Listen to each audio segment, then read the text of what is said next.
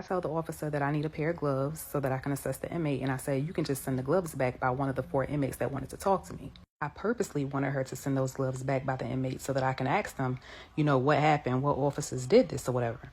But instead of her sending them by the inmate, she comes back with them. I'm like, all right, yeah, whatever.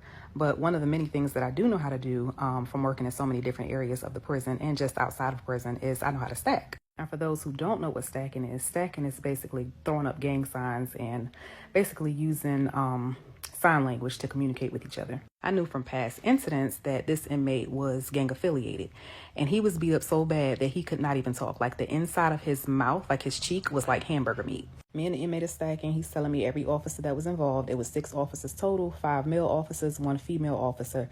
And the reason that they beat him like this was because they said he stole chicken. Now, because it bothers my spirit, I'm not going to go into detail of everything that they did to him, but they definitely made sure that he passed out quite a few times. Tell the officer, you need to go ahead and call medical. You need to let them know they need to send a stretcher down here to get this inmate. And 9 times out of 10, he's going to have to go to outside hospital. All right, now the stretcher gets down there. And not only did they send the stretcher, but they send 3 of the same officers that beat him up the day before.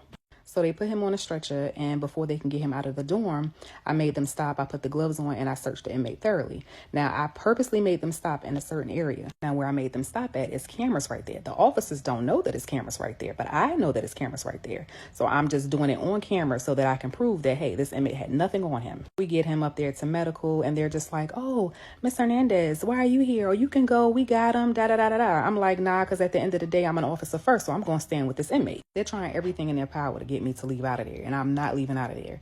So 2 of the officers leave out of there. 1 stands in there with me. Then they come back and they grab the other officer. Their captain comes back there, and he's just like, what happened with this inmate, da-da-da-da-da.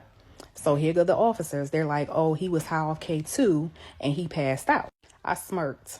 I said, y'all know good and well this inmate did not get high off K2. I said, in fact, I searched this inmate. This inmate had absolutely nothing on him. So you're going to have to find another lie. Now, keep in mind, this captain is just as full of shit as his officers. The area in which they beat this inmate at, there are no cameras in there. It's like an old building that they use for storage. Medical ends up sending the inmate to outside hospital. I call the officer. I'm like, listen, if you haven't made a report already, you need to make a report. Not only do you need to make a report, you need to make sure that you have a copy of the report.